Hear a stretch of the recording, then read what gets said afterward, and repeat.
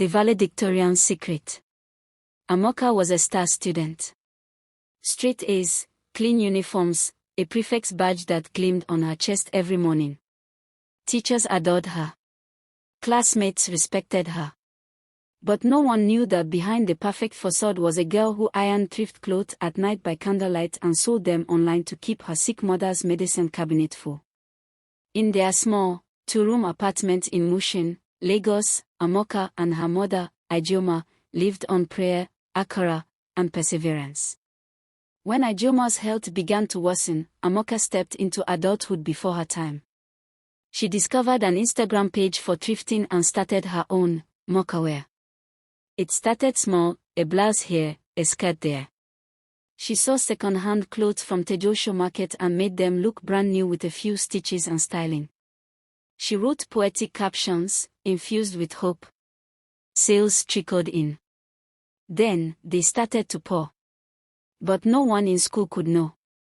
Queen Mary Girls' College didn't look kindly on hustling. Students on scholarship were expected to be humble, quiet, grateful. And so, Amaka became two people, the polished valedictorian by day, and the enterprising thrift queen by night. It wasn't until Toby, quiet, bookish, always in the library, found out her secret that everything changed. He caught her one evening, handing off a brown envelope to a dispatch rider just outside school gates. Their eyes met. He didn't say anything right away.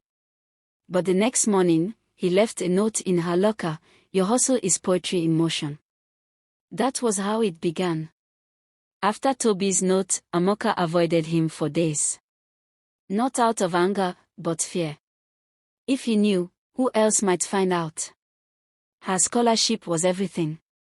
If the school discovered she was running a side business, even for good reason, it could all vanish. But Toby wasn't like the others. He didn't tease or pry. He simply began helping. He sent her lines of poetry she could use for product captions. One post got shared 20 times and brought in 5 new orders. He invited her to a spoken word event at Freedom Park. She almost didn't go, afraid someone from school would recognize her, but curiosity tugged harder than fear. The event was beautiful. Raw. Real. One performer spoke about caring for a sick parent. Amaka cried quietly. Toby handed her a tissue without a word. Soon, Mokawear started getting attention beyond her followers. An influencer reposted one of her redesigned jackets. Orders exploded. DMs flooded in. She roped in her neighbor Amaka to help with packaging.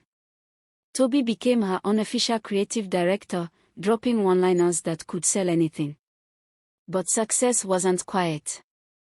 A nosy classmate named P spotted Amaka handing off a package to a dispatch rider and raised an eyebrow. Who sends deliveries from school? The gossip spread faster than her delivery boys. By Monday, whispers followed her down the hallway. Amaka braced for rejection, but instead found a note from Toby in her locker. "Let them talk. Your hustle is poetry in motion." She smiled, briefly. But deep down, the fear remained. When success is a secret, even applause can feel dangerous. The school counselor called Amaka in one morning. "Are you selling things on school property?" the woman asked, her tone sharp but curious. Amaka's heart raced. "No," she lied. The guilt settled quickly, heavy and hot in her chest. "You're smart," the counselor said. "Don't let small money ruin a big future." That sentence echoed in her mind for days. Was she risking everything for quick cash, or building something the system didn't yet have language for? At home, Mama Ijeoma surprised her with a soft confession. "I once dreamed of owning a fabric shop," she whispered. "But I chose marriage over ambition." "You're living the life I was too scared to chase." Amaka sat silently beside her mother that night, a deeper understanding threading itself between them. This hustle wasn't rebellion, it was redemption. She wasn't just sewing outfits, she was stitching together dreams left behind. Then came the final year project, a community-based campaign. While others planned hygiene drives and food banks, Amaka proposed style with substance, a thrift fashion pop-up that paired clothes with confidence messages and poetry. Toby volunteered to help without question. He came with printed slogans, folded flyers, and haikus for every corner of the venue. The mock event was a hit.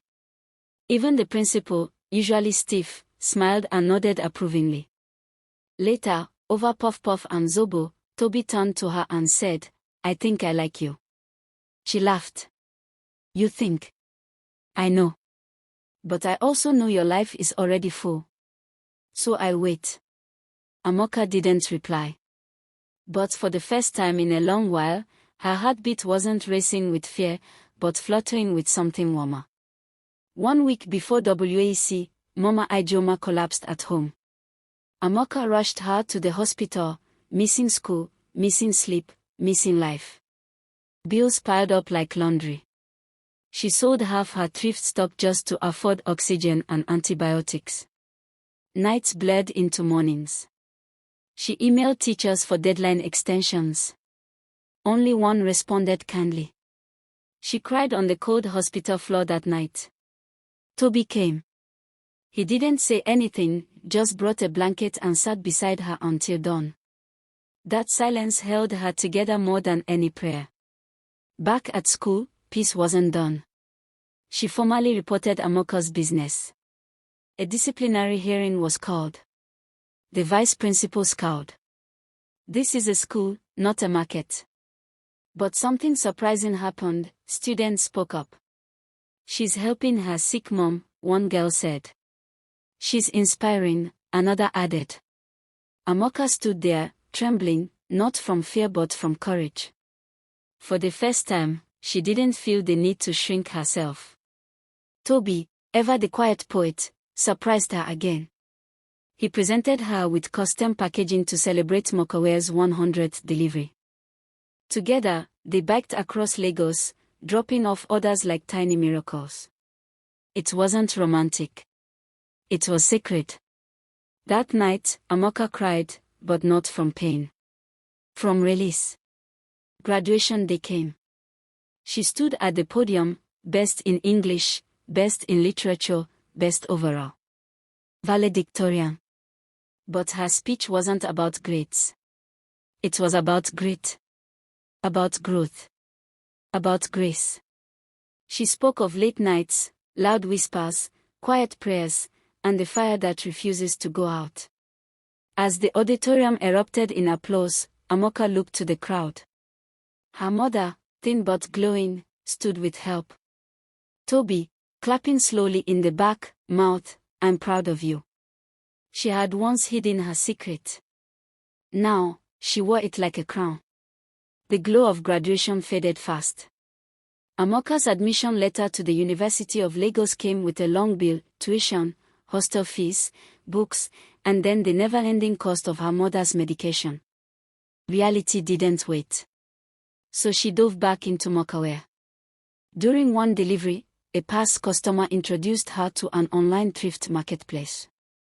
"Join our seller circle, we'll handle logistics. You're just a source." It seemed like a dream. With their help, Mokawe scaled. More orders. More demands. More stress. She became a boss, marketer, stylist, and packer. Sleep was luxury. But her drive hadn't dimmed. When Toby left for NYSC in Ibadan, his absence was loud. He messaged often at first. "Keep showing the world what I already see in you." But texts grew shorter. Gaps longer. Amaka felt the silence between them stretch into something like distance. Still, she kept moving. On campus, she was nobody. Unilag didn't care about her awards. Her hostel mates mocked her for Okrika hustle. But she stayed focused, stylish, and sharp. "This is my empire in the making," she told herself. One day, she rebranded Mokawe, new colors, new logo, a blog code, from Mushin to Maker. When one post about her journey went viral, newspapers called. Her followers doubled overnight. Toby messaged, "Told you." She didn't reply. Mama Ijoma slowly got better. New meds, new diet, new energy. One afternoon, she helped fold clothes again. "I think God wrapped up my healing for your purpose," she said. They wept. And just when Amaka thought the past was done knocking, Toby returned. No warning. No speech. Just showed up at her Yoba pop-up, wearing one of her tees. "You said you'd wait," she said. He smiled. "And you said you'd take your time." Toby and Amaka didn't label things. They shared playlists. Sent voice notes. Traded poetry. One poem he wrote, called Stitches, was about healing. She posted it with a mocha-wear jacket and captioned, "Healing takes time, and sometimes, people." Her followers swooned. Then came something bigger. A youth incubator shortlisted her for a 2 million Nigerian Nairas grant. Her pitch: expand mocha-wear into a training platform for young thriftpreneurs. She made the top 5. Then she won. She cried as they read her mission aloud: empower through fabric. Inspire through story. The crowd clapped. Toby squeezed her hand. But success didn't quiet the storms. At a tech conference, she felt out of place, too Mushin, too patched up, too poetic. But Toby sent her a photo of their first mocha-wear piece. "Remember who you were when no one was watching? That girl built this." She smiled through her tears. That was enough. Then, an offer: a Nairobi-based sustainable fashion brand wanted to collaborate. She reviewed the contract 3 times, then signed it.